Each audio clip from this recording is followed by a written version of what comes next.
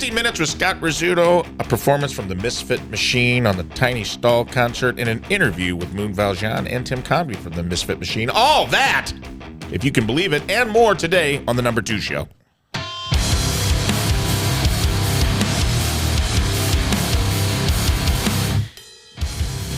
Ho, ho, ho, and hey, hey, hey. Welcome back to The Number 2 Show. I'm your host, Rafe Williams. Hello out there to all of you log legends, you caca crew, the sewer squad, if you will, the fecal fanatics. I don't know what I'm going to call my fans yet. The BM baddies. Who knows? I'm workshopping it. We're a year and a half in, and I still haven't decided. Who knows? Well, whoever you are, I appreciate you watching. I appreciate you listening. Wherever you imbibe this sort of material, thank you. Couldn't do it without you. I'd be screaming into the void. Some days I feel like I am anyway. But I'm excited to bring you this, our first episode of December. The holiday season is upon us. Going to have a couple episodes in December, so this is going to be a very Christmas-themed episode. So I hope you're ready for it. And without further ado, I'm going to get into my first. One of the jolliest guys I know is here to join me, as he is every week, for the first segment I like to call 15 Minutes with Riz.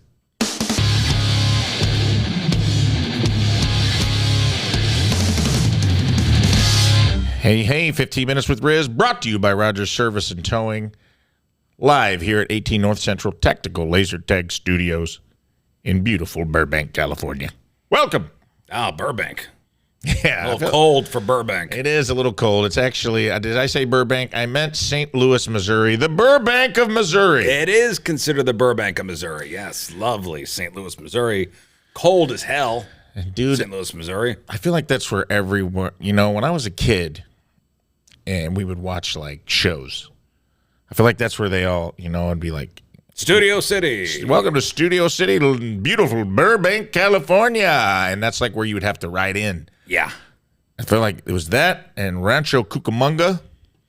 Rancho Cucamonga. Do you remember that? Like, do you remember when you used to have to? Rancho Cucamonga, I believe, was just a cartoon reference. Was it? Maybe like Bugs Bunny referenced it once because it's a funny sounding place. It is. Is it a real place? Yeah.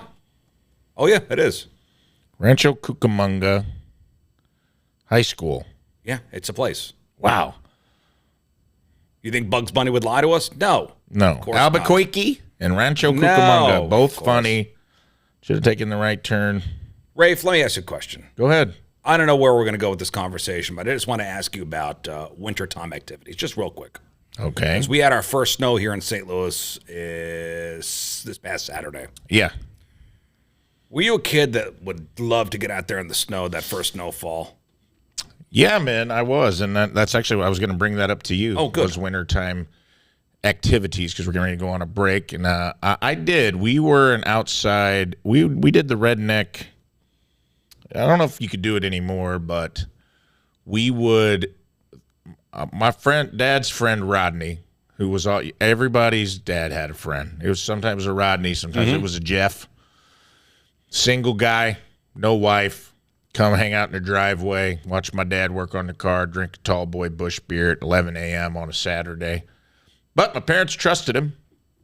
He would take us out on, he had an old Volkswagen Beetle hood because he worked at the junkyard that you would flip it upside down. It was the perfect sled.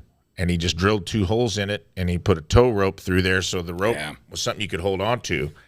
And he'd put my little brother in between my legs, and he'd pull us behind a four-wheeler or his Silverado through the snowy streets. Anytime Safety first. Yep. We'd go out on the back roads either on a tube, a big rubber tube, or the Volkswagen hood, and they'd lock in the hubs and four-wheel drive and then just tow little redneck kids right down the street. We'd wreck and go off the side of the road. Anybody get hurt? Yeah, man. Yeah, we went out to the junkyard one time, and I remember, Rodney, he'd had a couple Keystones, I think, at this point. Not enough for it to be highly illegal, but we were behind a four-wheeler, and there was a big drop-off, and underneath it was just like asphalt and rock, dude, and it was like a straight drop.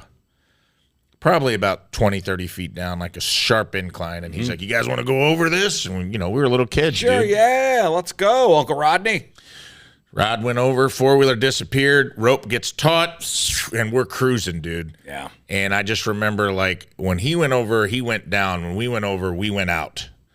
And we just ramped off of this thing. And I held on, and I just remember, like, looking over, and my little brother was holding onto the rope, looking scared, and then, like, dude, it was like cliffhanger. He just let go. He disappeared into a snowy mist, and then he went face first into this asphalt and knocked his two front teeth out. Oh. They were baby teeth. He was I was coming going out to lose him anyway. But it ended the afternoon. Because I remember, like, trying to talk to my brother and be like, you're good? Come on, let's Well, go. that's, of course, what you say to your younger brother. You're good, you're fine. Yeah, because I wanted to keep fine. going. Yeah. I wanted to keep sledding. I was having fun, and I was just like, come on, you're good. We don't want to have to go home. We don't want to have to explain this to mom and dad. Like, you're just going to lose them teeth anyway. You look cool. And, he's like, yeah. Yeah, I had an early end to a snowy afternoon, maybe around 12, 13 years old. Mm-hmm. Bunch of neighborhood kids went to the high school, and behind the high school was a steep hill. Steep. And there was enough snow to make a giant ramp. So all the kids got together, maybe 10, 15 of us got together, made this giant ramp. And somebody had an inner tube. So who's going to be the first to go down the hill and hit the ramp? Well, this guy volunteered. Mm-hmm. I will go first. And I think we built the ramp a little too close to the giant brick wall at the bottom of the hill. And I went airborne. I went face first into the brick wall. Nose first. Schnozzle first. And I hit that wall so hard. Yeah. Didn't break my nose. Came damn close to it. I remember, the bloody trail going back to my house. Oh, yeah. And I watched Spaceballs, and my mom made me soup. No investigation. No lawsuit. Yeah, man. It was a different time. Same deal. Same, almost not exactly the same, not brick wall, but I remember my uncles would come in for Christmas from middle Missouri, my dad's brothers, and a lot of roughhousing, and there was a hill at the DuQuoin Fairgrounds. Every town has the hill. Yeah. That everybody goes to. But they built like I don't remember what they put down, if it was like a piece of plywood and some cinder blocks and then packed snow over it to build like a makeshift ramp at the bottom of the hill. And my uncle Cecil was like, I'll go first. I'll test it out. He was our Scott Rizzuto. Mm-hmm. And went down in the tube. We were the Chuck Yeagers of yeah. the test pilots. You guys were like, you're out on the sand dunes. In the salt flats. Yeah, that's what it was, the salt flats. And I just remember, dude, he went down on this thing and just went airborne and hit at the bottom of the hill. And I was like a cornfield or something, and just ripped the whole ass of his jeans out. Dude, his whole butt cheek was bloody. And to his credit, he's like, it's good. And we all went. We're good. I'm like, this guy's bare, bloody ass was hanging out in a public fairground. As long as he's not in a coma, you're good to go. And he's like, ramp worked. He just, he accepted his fate, and we all went down in toboggans and it was like big tractor tire inner tubes. I don't know. Did your mom put you in the grocery bags and then put the grocery bags in the boots? I don't think so. I think we just did. Plastic grocery, you put your foot in plastic grocery bag and you put your foot. That makes sense. In the boot. But I was out, man. That first snowfall, I'd be out there. I mean, everybody'd be out there. My kids this year, they didn't care. They didn't want to get cold and wet. Yeah, I mean, do kids even do can you even legally do snowball fights anymore? I don't know the rules. That was like a big thing around our neighborhood. First snowfall when it got hard, when it was packable. Yeah. All the neighborhood kids were out, and it was full-on war. Same uncle. In fact, I remember we still tell tale of it. My uncle Cecil, he was a pitcher for the Cardinals, minor league. He never made it to the majors, but he was a good collegiate athlete. Must have had a great arm. Great arm. Still, and last thing to go, he's probably like early 30s. And there was some kids, these two brothers in our neighborhood, man, and they were little shitheads, They were hitting everybody with ice balls and kind of standing putting on rocks in the middle of the snowballs. that kind of stuff. And my uncle packed up like a baseball-sized ice ball, man, just full of. There might have been some pebbles in it. I ain't gonna lie to you. And he packed it as tight as he could. These kids were so far away. They were down on the street corner, like they were a block away, a full street away. And he just crow hopped. He's like, I'm going to see if I can hit one of these guys. And he chucked this thing as hard as he could and hit this kid in the face. Oh. I mean, just, dude, it was like a kill shot on a video game. Just like this ice ball exploded and this kid's glasses exploded off his face. And there's some little kid down there like, nah, nah, nah, boo, boo. Yeah. And it was like, clearly had it coming. And, dude, it was over. We all just ran. He's like, we got to go in the house. I don't know what the liability is on this. And we just like ran around the alley in the back and went, everyone like quickly taking off their winter clothes to act as if we had been inside enjoying a movie. Hide all evidence. Yeah. But, Did your cousin get in trouble? It was my uncle, and he was a grown man. Your uncle. And no, he did not. It was, the kid probably went home, had a blood. Same thing. Probably got soup from his mom. Like, yeah, there wasn't a lot of follow-up litigation in those days. I came home with my nose crooked. My mom didn't even ask. Didn't even ask what happened. Yeah. She just assumed. She just chalked it up to boys being boys. He got hurt somehow. Yeah, you're right. And he came home. Yeah. Yeah, man, I don't know. We're probably wrong. We're old dogs longing for those days. We sound like remember when guys, but man, it was that's some good memories. Well, my kids don't even go outside. Well, and they're teenagers too, so which I get. Maybe the shine of the first snowfall is worn off on them, but they're still. You know what it is? There's too much cool stuff to do inside. I guess so, man. I couldn't wait to get out there and make a snowman. Listen, I love my Nintendo, but if I had a PS5, maybe I wouldn't have gone outside. I don't know, man. You'd have had a hard time keeping me in the house on the snow. You didn't have a PS5, though. That's true. But, I mean, at the time, we had the equivalent. I had a Nintendo. Yeah, it was cool, but you could still put it down. These PS5s and your phones and stuff. So much keeping you inside. Yeah. You don't see a lot of snowmen, I guess, getting built anymore, huh? No. Or maybe there is, and we're just... Maybe it's not my neighborhood. Yeah. These kids today. What was your number one? Let's stay in this vein since we tapped into it for the rest of this 15 minutes, because I'm going to talk about this with the other guys anyway. Speaking of Nintendos and childhood, like what was, I notoriously I have a bit on my new special about my mom getting me a painting of myself for Christmas, but being a bad gift giver. Do you have anything in your history that you specifically remember someone nailed it? Best gift as a kid, or somewhere you were just like best gift? Where they remember it, where somebody just biffed it on you. It was a Luke Skywalker lightsaber, from Return of the Jedi, green one. What year was this? This had to have been in the old school mid-'80s. So this is the one that had like the plastic. Oh, it was tube. Yeah, it was plastic tube that lit up that made the sound of the lightsaber when they'd hit. I don't know if it hit, but when it that sound. You turned it on, yeah. When you turned it on and the light would. Yeah, I think I had the red one. I had the Darth Vader one. Oh, and dude! It would make, because I couldn't. The Luke Skywalker one was the hot ticket item. Yeah. Couldn't afford it, or it was sold out. So I got I did get the Vader one, and I don't know if I got it at the peak, but at least I got one. I also remember distinctly getting a Castle Grayskull, He-Man, playset, which was awesome with the drawbridge mouth that opened up. Oh yeah! And my buddy Luke had the castle that had the Snake Mountain with the microphone. I had that. I feel like I got all the.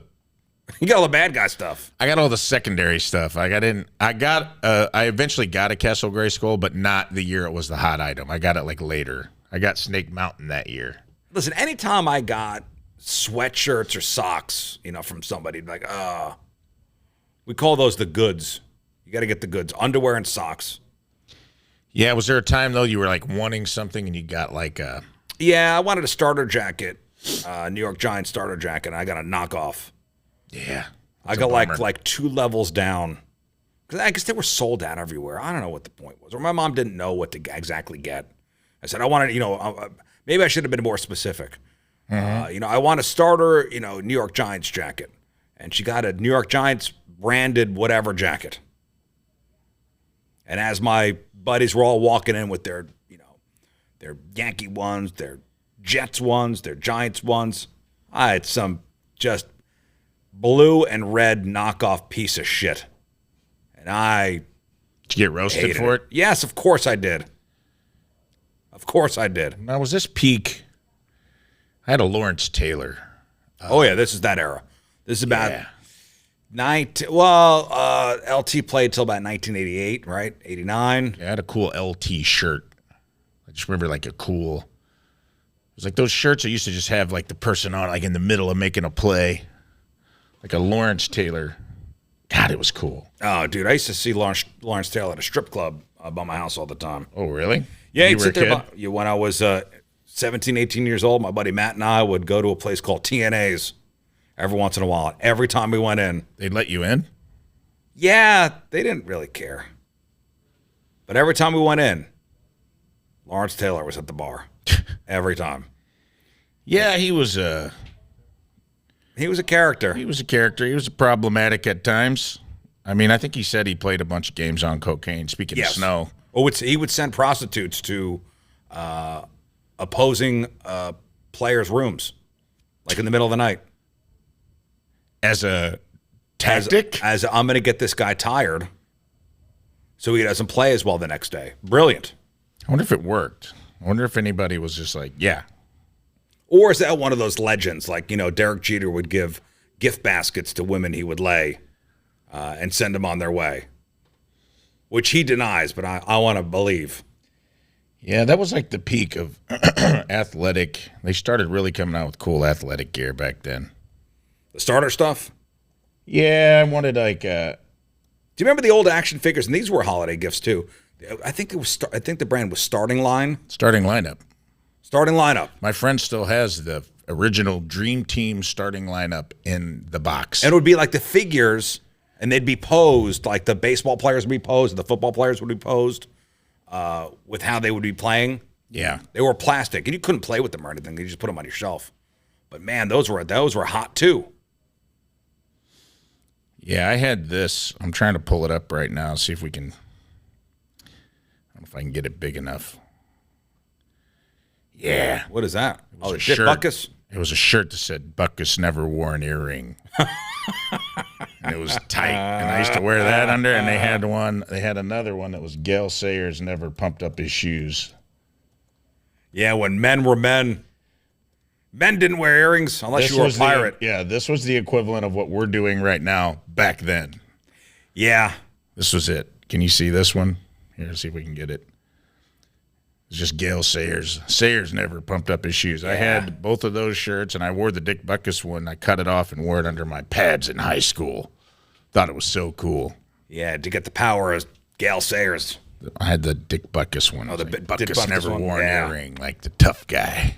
Mm-hmm. Well, Rafe, Merry Christmas. I got to go. All right. Well, that's my 15. That was a nice little stroll down Christmas memory We'll lane. do it again next week. Yeah. One more time for the year. Yeah, we got another one in us, I think. All right, goodbye, everybody. That's my 15.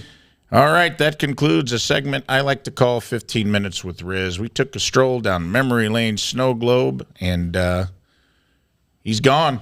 Bye, guys. And that's how that segment ends. He just walks out, he leaves, and we move on. So I'll be back with our next segment after a short word from our sponsors. Stay tuned. Welcome back to the number 2 show. I'm your host, Rafe Williams. I'm excited. Today is a very special, special day, and I'm not kidding you guys. If you could see underneath this baby changing station, you would see a man not at half mast, nay, a man at full mast, because he's excited about the podcast he's bringing you today. And with that being said, let's get into our next segment with 2 very special guests, the Annals of History. From the Annals of History, That's right. Speaking of anals, here are two of my best buds in the world, Tim Convey and Moon Valjean. And I do not like already the aesthetic of me being in the middle of these two very hot rock stars. It's pissing me off. Zane, do not cut to the wide for the rest of this. Do not. Oh, God, dude. I'm the duff. I'm the designated ugly fat friend in this little gag. If we go into a bar, somebody's taking a bullet and having to hump me, which is fine. I wore 3 different shades of blue today. This is what happens when you get dressed in the dark.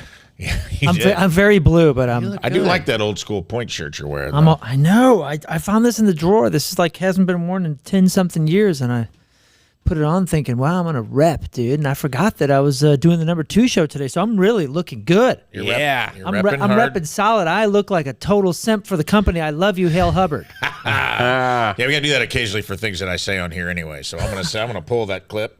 Yeah. Look at me. Did this on purpose. I love the company. Hail Hubbard, Hail Hubbard, Hail Hubbard, Hail Hubbard, Hydra. That's right. Well, I appreciate you guys being here, man. I'm excited. You're going to play a song for us later for your upcoming show. Yeah.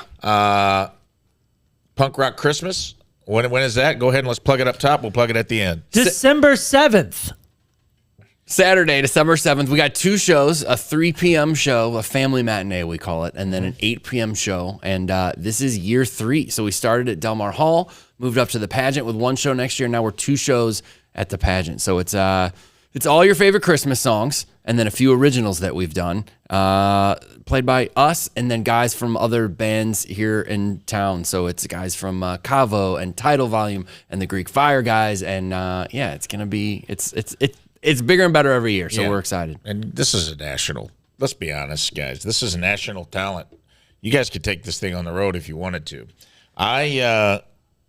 Nothing's more, I mean, we're on the annals of history, and what's more historic than good old Christmas tunes. But with the modern twist, because you guys are playing punk rock versions of all these songs, and you just dropped the new single, a brand new song that you wrote together. Tell me about that real quick. We wrote a couple, actually. The first one was called Mr. Holiday. And we did that. We dropped a video not long ago. Then we did an old classic. And one of the reasons that this Christmas show is so fun to do, because it's Christmas classics and old hymns. And I'm pretty sure most of those folks are dead, so they can't really sue us or come after us if we decide to do a cover. So we did "Angels We Have Heard on High," and then Tim wrote a song called "Christmas Is Exhausting," and that video drops, I don't know, in a couple days after this drops. So Sweet. that is cool as well. What day is that coming out? Just in case we don't know what day this releases. Well, the EP is out already. Christmas, Punk Rock Christmas EP Volume 1 is out. It has "Christmas is Exhausting," Christmas from Christmas in St. Louis, which we did last year, that Tim wrote the lyrics to. All about St. Louis stuff, from Ted Drew's to temp tags on Santa's sleigh. Exactly, to the Brentwood Promenade. It's got every single St. Louis reference on earth in there. And then Mr. Holiday and Angels, and that came out a couple weeks ago. I don't know. We're waiting on the video for "Christmas is Exhausting." Tim, any updates? Yeah, it'll be out by Thanksgiving, at least. Oh, all right. So soon. We're golden, baby. Yeah. Sweet. It'll be out before the shindig pops off. Yeah. Which brings me to, you guys are, did it really have the temp tag reference in the song? That was in one. I don't think that's in the final. God, I don't that'd think be that's funny. in the final. Yeah, that was in a rough. I imagine, St. Nicholas. We only had 4 minutes. St. Louis, this is like St. Nick's drunk brother. I had written a sketch one time, a long time ago, where it was like St. Louis was like, I had to fill in for Santa Claus, and everything was just like, he was late, he was drunk, his sleigh had temp tags on it, there were gunshots on the roof. It was very nice. It was a nice tribute. There's Pro-Vel references. There's David Freese for president. We're the greatest sports town with no NFL or NBA. Yeah, it's strong. Brentwood Promenade. It's good. It is good. It is good. You got to check it out. We will. We're going to put all the links down below, too. And if you're watching on YouTube or on Spotify, we'll put the links in the description. But I want to talk to you guys now for the next few minutes for this little segment. It's called The Annals of History. Let's talk history. I have a new special out where I reference my mom giving me a bad gift. My mom is notoriously a bad gift giver. Over the years, she has showered thoughtful, sweet, nicest woman I know, just doesn't really she isn't great at like understanding a person and what they need as much as she just impulse buys something. You know, she got me a painting of myself that she had made last year, which was flattering, but would make me feel wildly narcissistic if I hung it up anywhere. I'm just curious. I want to talk about best and worst Christmas gifts from your life, your childhood, whether it's recent or old. Can you guys remember a time? Let's talk about a time somebody nailed it and then a time someone didn't. Dude, I'm still living in the time. This time has a beginning and has no end, at least in sight right now. And I hope he doesn't see this, and I'm pretty sure my dad doesn't know how to use YouTube. Okay. My dad is the greatest gift giver because he spends all year doing something, and he designs like jewelry that's made in some random country or something for my wife or for one of my daughters. He's always giving the kids gifts every week. And dude, listen, I find war documentaries very, very stimulating and interesting. Always have. And one of my favorite courses in the college. You've been a grandpa for a long time. Yeah, well, one of my favorite classes in the college semester or two before I was put on academic probation was a history one. I think it was like history of the Civil War or something. I was like uber fascinated with the Civil War, right? And I thought there was a lot to learn. And I expressed this to my dad, who's a history guy and all that. Since then, we're talking about since college age. So what is that, 19 or 20? Every year, I have accumulated, and crazy value, I'm sure, but I have old Union money and Confederate belt buckles and Union belt buckles, and I have bullet shot and cannon shot, and I have a rifle, and I have every general's replica pistol, and I have all this stuff that honestly was freaking cool, and it comes in he gets them in like these $200 glass cases, and I got them all hung up. Guess where that's not going to go? Anywhere where my wife lives. There's no way she's going to let me hang this up. Honey, let me put these Confederate belt buckles in the living room. Yeah, they're not. It's not all Confederate stuff. It's just Civil War stuff. I get it. But I have like a long rifle, and I have like bullets, and there's like bullets that were found in fields that were used or like killed people or didn't kill people, and it's like documentation and then the map of where it was shot and where it was filmed or where it was found. Yeah. I have so much badass Civil War stuff that will never see the light of day, never be out of the basement, and I'm just stacking it up because dude, I have probably $200, and I mean like $200 actual dollars worth of Civil War era money that's in these crazy frames and all this. That is just, it's just the stack is getting higher and higher because every year he'll find another one, like some $5 bill or something that's worth hundreds of dollars now, but will never ever be hung up anywhere. So I'm just waiting for the day that he's gone. So these are the best. You kind of rolled yours all into one.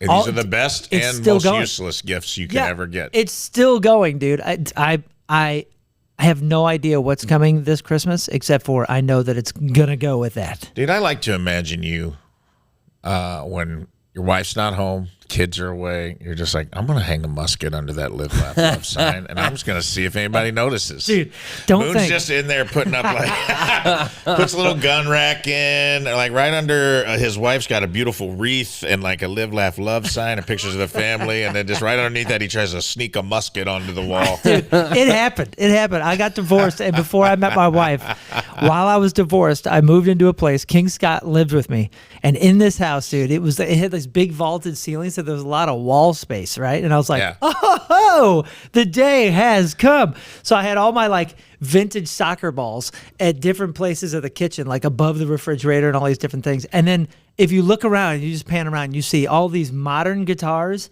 and Civil War guns.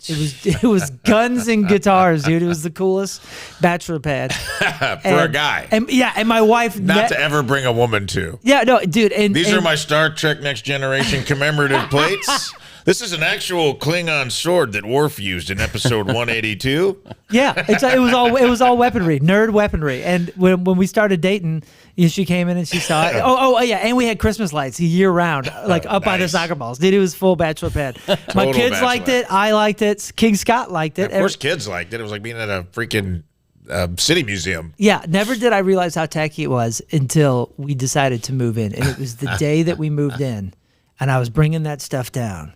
And my wife and I were moving to this house, and we get this stuff, and I was like, I brought it in, and it was stacked in one room, and I picked it up, and she wasn't even anywhere near me when I picked this thing up, and suddenly she was over my shoulder and goes, "Don't you dare! That's not going anywhere in this home. I'm sorry. You got to put it in the basement. We'll find a place for it in your man cave or something, whatever," which we don't have. But yeah, it's the greatest gift and the worst gift, all in one. I love you, Dad. Thank you. Thanks, Dad. And one day the kids will move out, and you'll get your little cave. You'll get an office where you can hang it up. Oh, I got my spot, but it's all band stuff, and It's so funny, man. yeah, and I never realized how tacky it was. Can I ask, what did your wife say? Because she wasn't your wife yet, and you No. brought her into this lair, basically the apartment from Big. Yeah, You brought her into your version of that, where you're like, these are my guitars, these are my vintage soccer balls, which means old soccer balls, and these are also a Civil War money and weapons. So anyway, you horny? Like, was there that could have been a deal breaker, dude. Was there a time where she was like, okay, no, dude, she played it right. She never mentioned it. Never To said you. it. Like, yeah, never mentioned you it. to know me. she had brunch with her girlfriends. I was like, he's super talented, he's cute, I love him, he's very nice to me, but he has muskets, guitars, and soccer balls up all over his house, and I don't know if this is a good idea or not. I have a similar thing. Early on, my grandmother every Christmas and birthdays would get me a nutcracker, like an ornamental nutcracker. Yeah. And then a Toby mug. Do you guys know what Toby mugs are? What's that? They're those like ceramic mugs that are of people's faces. So some of them TOBY? are, yeah. So some of are Toby jugs, they're called sometimes, and it's this old strange collectible that as a little kid she got me really into them, and I thought they were like this incredible like sign of Yeah. wealth. Like if you have Toby mugs, like Hold on you're 1 second. you're Let's doing pull up great. my screen. Toby These are Those are- Toby yep, mugs. yep. Let's do. Is there a specific one? Oh, there's all kinds. So I mean, there's some of them are like celebrities, but a lot of them are just It's like. like a Winston Churchill one. Yep, exactly. It's a good example, and it's they're very English things too. Are And there then- any Joseph Chamberlain of the 20th Maine? Because that would go with my gun collection. Oh no, I'm not It's a great Steve Earle song. familiar with that one. Yeah, Colonel Chamberlain. But there's all kinds. So I accumulated this collection that even into adulthood, I was really, really into those things. And I've been to your house. It messed me up. You've seen them. I've seen them. So, but it's similar to Moon's I situation. know that this is a point of contention in your marriage. it is. As a friend. Similar to Moon's at my apartment before, they were all over the place, and I had been out with my now wife a few times, and it was when she saw them for the first time, because similarly, the kitchen, they were all over the top, and I was like, check these out, pretty cool. There were some Civil War guys, Moon, you would have liked that. And it was the first time I heard like her real voice. Like I had always just heard this, oh, hi, yeah, that would be great. That would be really fantastic. And then we're in the kitchen, and she looks up and sees all of them, and she goes, oh, Tim. Jesus Christ. Yeah. Baby. Whoa. What is that? And then the friends that had introduced us immediately heard about it with pictures. They were sending me pictures that she had taken when I wasn't looking of all these Toby mugs.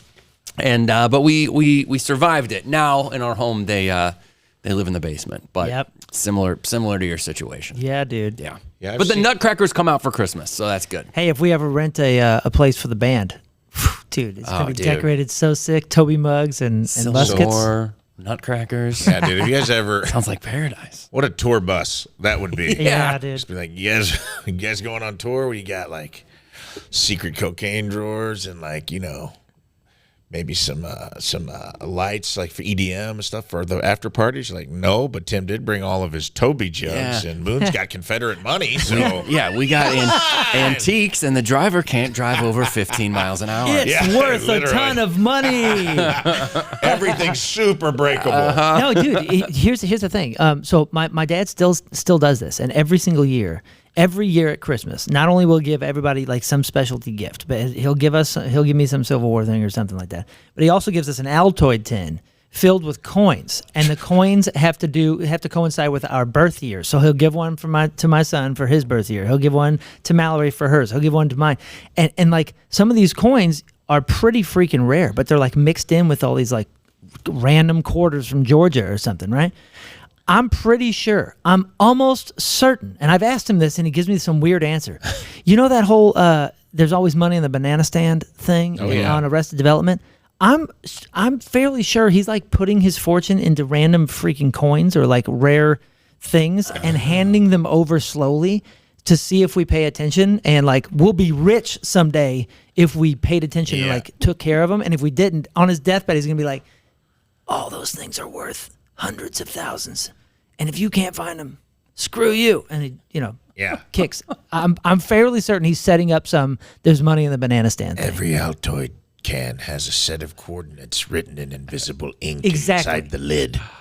Those coins are just one of thousands that can be found. That'd be kind of cool if he left you like a geocache thing to do after his passing, and you just scoured the earth like Nicolas Cage trying to find rare coins. Your dad left you that he could have just as easily left you in like a 401k. That's what I'm saying. That's what I'm saying. He's left us a 401k in scattered coins throughout my home. It is funny though that like both of you guys married pretty classy chicks. I've met your wives, great gals.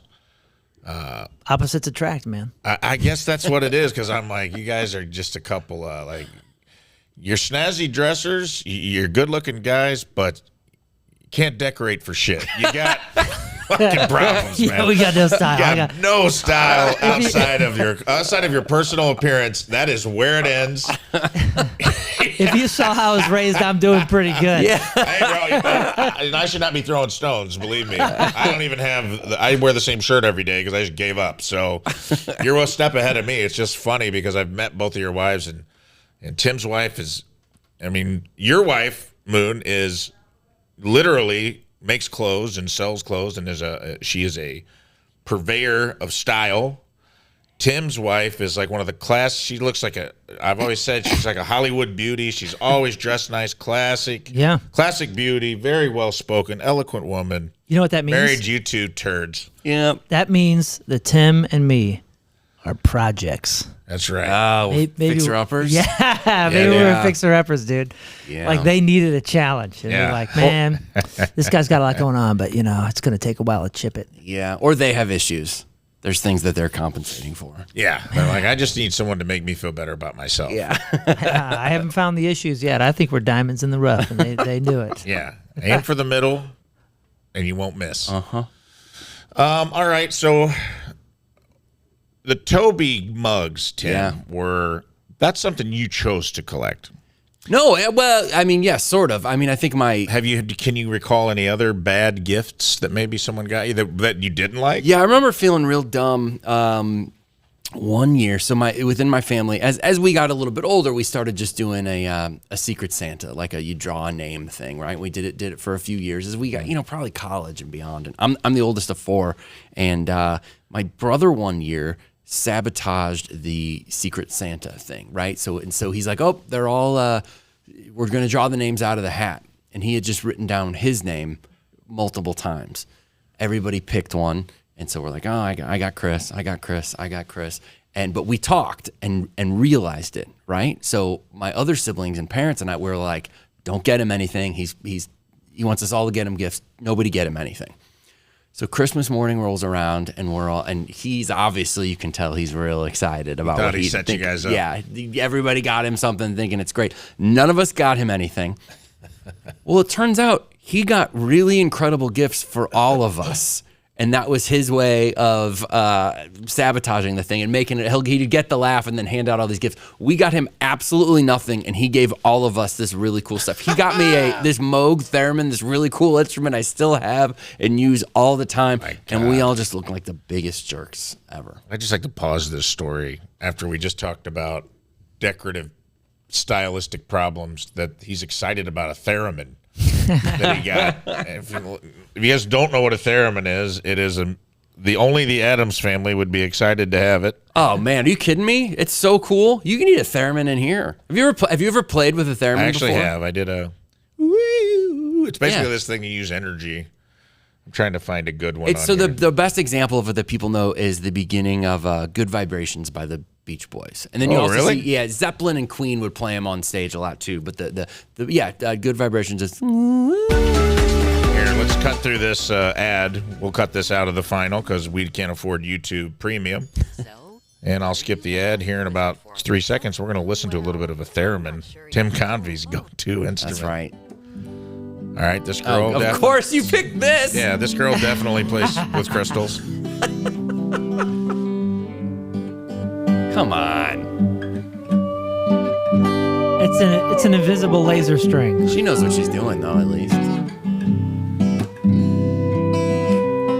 Now, is she doing anything with the hand that she's doing the she's Proud doing- Boy symbol with? Yeah, or- I was just transported to another dimension. She's there. using that for velocity and volume. Yeah, so one's volume and one's sort of pitch, and Okay. you just kind of got to feel it out.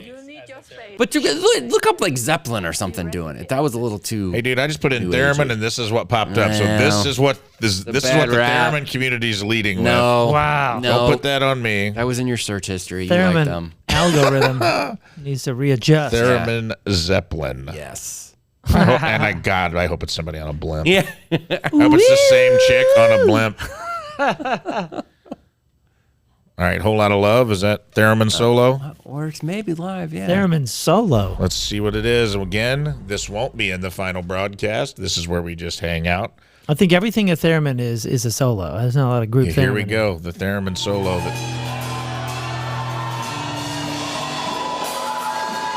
Oh, here we go. Is this live? It looks like a pretty fresh video. Yeah, I don't think that's Led Zeppelin. Is it? Oh, Yeah, it's basically like an alien landing. Yeah. But Tim can Now do this. that's cool. Tim's doing this at Punk Rock Christmas, December 7th, at 3 right. p.m. and 8 p.m. Tickets available now at thepageant.com. That's right, dude. You ever heard "Oh Holy Night" on a theremin? Yep. I doubt it. It's not a very punk rock instrument, but it's cool. Dashing Get it. through the snow. So your brother hooked you guys up. You guys biffed him out. Yeah, let him down completely. It's affected all of our relationships since, but I got a theremin out of it. So. That's pretty cool. That's actually kind of funny. Like I've had the same. My brothers and I bond over my mom's gifts. Like she got us all one year. I'm the oldest of three boys. I'm the oldest of my family as well. And she clearly just finds stuff on sale. And I get that. She got us all these like giant lanterns, like that would go out in the lawn and garden, like a lawn lantern. They're probably like 3 feet tall and a foot wide. At this time, none of us had a yard. I lived in an apartment in the city. My brother still lived at home with her. And my other brother was in the military overseas. And we came home and she's like, we all got different color lanterns that matched that she clearly got on like in some kind of lawn and garden section on clearance because it's winter time. It's for your future lawns. Yeah, I guess. And I go, are these like magic lanterns, Mom? If we all hold them together, is it like Captain Planet? Do we all get a different? It was like a Paul Revere lantern for those of you that can't. Yeah. And then she got us like all sock hats, stocking caps, watchman's caps, whatever you call them, and gloves. But she bought the kid sizes at like Dollar General. So and we got giant fucking domes. Me and my brother so we were walking around all Christmas with like little, basically reservoir tips on top of our head, be like, making fun of her. But it's like she enjoys it too. Like she likes when we make fun of her gifts Oh, yeah. and stuff like that. So You still have the lantern? man, it's somewhere.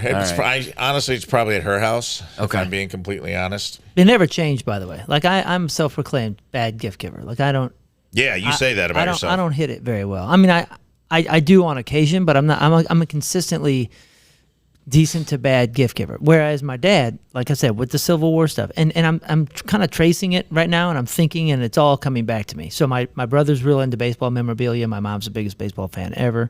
So my dad would just give him baseball memorabilia, and he had to be like, oh, well, what's my other son into? Well, he was in the Civil War for a second there. So, and he just consistent. But what happened before then when we were kids? We got National Geographic stuff every single year, which as an adult, I realized, that's because he was a subscriber. And when you subscribe, you get free Tree Frog t-shirts or Save the Whales or Killer Whale books. You just thought it was tight. Dude. So he would use all that. They would use all that because, son of middle-class teachers or lower middle-class teachers. And they would get like 6 books, National Geographic kids books, and then 5 Tree Frog shirts, and they would individually wrap them. So at Christmas, we'd get up and be like, "Dang, dude, you got 11 presents." 8 of them were Nat Geo things. Just swag that they give out. Dude, it was free swag. 9 cheap tote shirts. bags. Yeah. I still remember, and I used to think they were cool, and I still remember walking into 8th grade drama class, and the teacher, Miss Peppers, goes, "Wow, I really like your Tree Frog shirt." And I thought to myself, "Oh no." Hell yeah, baby girl. Oh no, I just thought, "Oh no.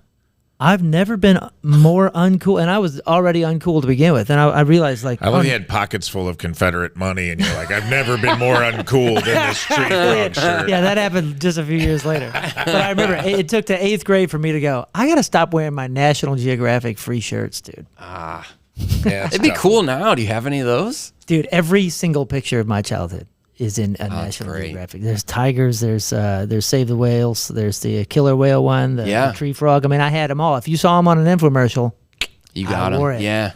Yeah. And I mean, I talk about this in my act too, but I asked for my mom got me I wanted a black leather trench coat, and I got a blue jean denim duster Yeah, and had so to wear it close. to school, and it was not close. It turns out it was way the fuck off. And people at school let me know it. And I remember like walking in thinking it was cool, because when you're a kid, you don't know. Like, you think the National Tree Frog shirt's cool Yeah. until somebody tells you it's not. And I wore that duster over a break and was like, this thing's the tits, and it's about to go over big time at school. And, it did not take long.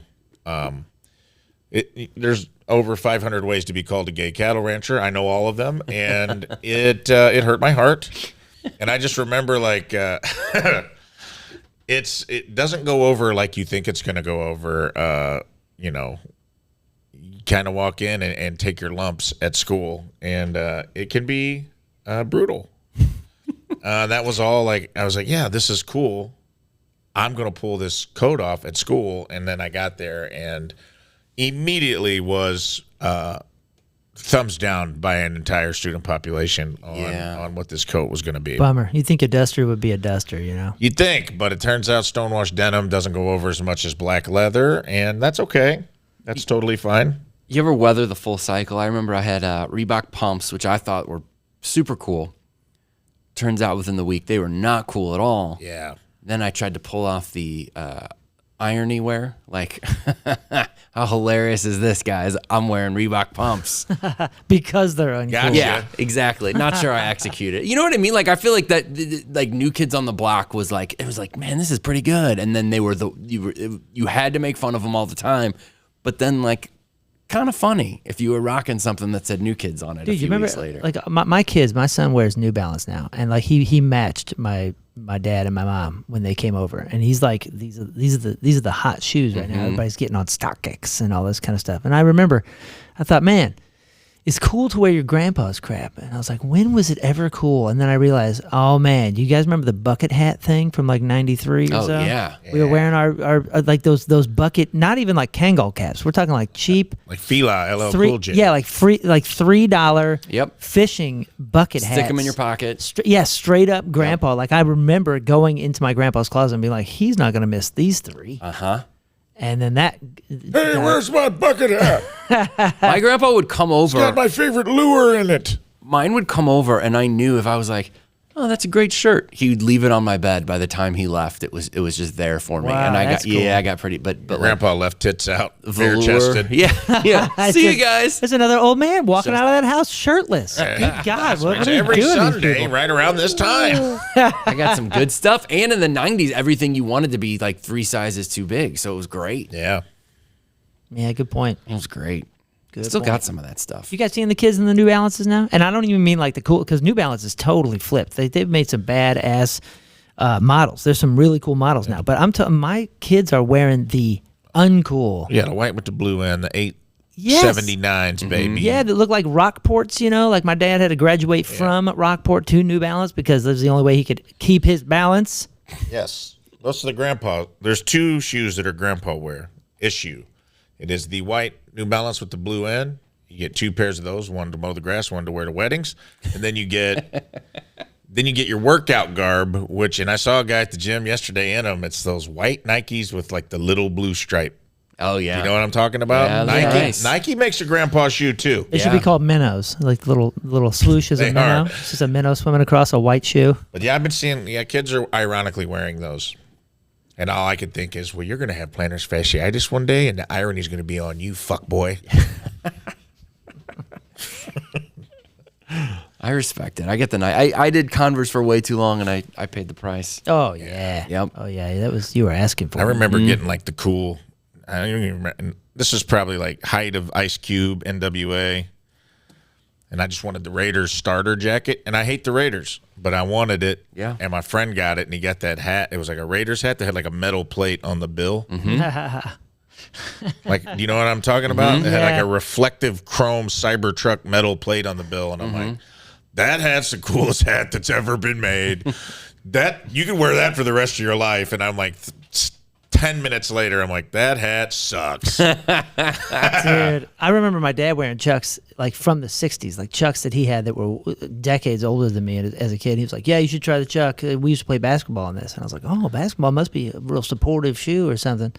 And I put it on, and I dude, after about 2 hours, I couldn't feel my toes. Like Yeah. I lost blood. I mean, I was like, you're not supposed to wear this. Yeah. Yep. You're like, dude, you were playing basketball in swim fins. This is Yeah. not good. Yeah, it's just a slap of rubber with some canvas on it. I know. I wore them waiting tables too long, and my feet are completely flat now. Yeah. Super cool looking. They look cool. cool. Yeah, no. At the time. But there's no free lunch. You will pay the price. That's right. A lot of dads and grandpas in these stalls right now, letting you know the time waits for no man, youngsters. Dudes, thanks so much for doing this. I could sit here and talk to you guys forever. We're already a half hour in to what was supposed to be a 10 to 15 minute segment because I love you so much. Thanks for having us, man. Dude, happy to have you. We're going to take a quick break and we're going to come back, and your band is going to play a song for us on Tiny Stall Concerts. Tell us the name of the song and the band so that people can look you guys up. All right. Well, the band is called the Misfit Machine, and we, like Tim said earlier, we do classics, classic Christmas songs and hymns and all that kind of stuff for Punk Rock Christmas, and then we also put on Punk Rock Disney earlier in the year. Now, I'm not going to say the name of the title because my mother always yells at me. Is it Grandma Got Run Over by or ran over by? I think it's Runned Over. Runned over. Runned over. Grandma got runned over by a reindeer. Damn thing. Coming home from a moonshot Christmas Eve. So, Tim, what's the song that we're performing? Grandma got run over by a reindeer. All right, sit tight. We'll be right back with the Misfit Machines Tiny Stall Concert. And look out, Grandma, because if you don't have your New Balances on, you about to get run over by a reindeer. We'll be right back after a word from our sponsor. Welcome back to the show. What a show it's been. I'm excited. I got to talk with my two good buds. Big time thanks to Tim Convey and Moon Valjean for coming and hanging out, promoting their show, Punk Rock Christmas, December 7th. Where's it at, boys? The Pageant. The Pageant, which is a huge venue, and we're going to roll into that. They're going to perform a song for us right now, totally recorded live. As soon as I get done saying this, it's happening in real time. This was not pre-recorded, I can promise you that. You'll see as soon as the video cuts that they look exactly the same as they did today. So give me a couple fingers through the glory holes, boys. Cut to the wide. And please enjoy this Tiny Stall concert from the Misfit Machine. Grandma got run over by a reindeer. 1, 2, 3, 4. Has anybody seen Grandma? Grandma got run over by a reindeer, walking home from our house Christmas Eve. You can say there's no such thing as Santa, but as for me and Grandpa, we believe. She'd been drinking too much eggnog, and we begged her not to go, but she left her medication, so she stumbled out the door into the snow. When they found her Christmas morning at the scene of the attack, there were hoof prints on her forehead and incriminating claws marks on her back. Grandma got run over by a reindeer, walking home from our house Christmas Eve. You can say there's no such thing as Santa, but as for me and Grandpa, we believe. Now we're all so proud of Grandpa. He's been taking it so well. See him in there watching football, drinking drinking beer and playing cards with Cousin Bill. It's not Christmas without Grandma.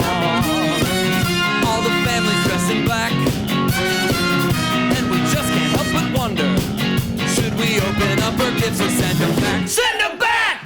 Grandma got run over by a reindeer, walking home from our house Christmas Eve.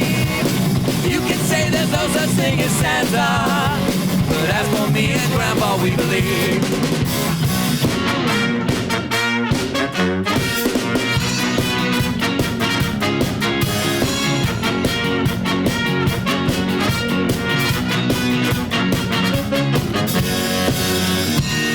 Now the goose is on the table, and the pudding made of fig, and the blue and silver candles that would just have matched the hair on Grandma's wig. 2, 3, 4. I've warned all my friends and neighbors, they should watch out for yourselves. They should never give a license to a man who drives a sleigh and plays with hell. Grandma got run over by a reindeer, walking home from our house Christmas Eve. You can say there's no such thing as Santa, but as for me and Grandpa, we believe. Oh, easy! Grandma got run over by a reindeer, walking home from our house Christmas Eve. You can say there's no such thing as Santa, but as for me and Grandpa, we believe. As for me and Grandpa, we believe. As for me and Grandpa, we believe. Cha-cha-cha! So that concludes the performance of Tiny Stall Concerts. We'll be back after a quick break to wrap this bitch up.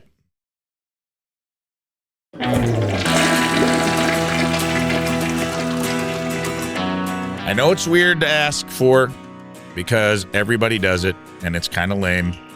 But honestly, man, it really does help if you like, subscribe, share, and leave a positive review either on Spotify or Apple or wherever you get your podcasts. I love the live chat. Live chat disappears after we do a show. But if you leave a comment on the YouTube video later, or we have on Spotify, the video plays concurrently. So when you open Spotify, the video comes up, it plays with it. It would really help me out if you left a positive review, a comment about something that you liked. It'll help other people discover the show, especially my show, because it's such a wild ride. I don't really fit in a genre. So when people look for true crime podcasts, they don't find me. They look for, this is a very, I might be creating a genre, and I don't even know what it is. It's obviously, it may just be the unhinged ramblings of a wild man, but maybe that could be a genre. Who knows? It could be with your help. If you like and subscribe, and you help get the word out about the Number 2 show. Share stuff when I share social media clips. If you share them, maybe people will discover the show and listen. Because I want to keep making it, and I want to keep improving it, and I want to keep having fun with you guys. And I appreciate everybody that tunes in live. I appreciate everybody that's listening on Spotify. Until next time, I am your host of the Number 2 show, Rafe Williams.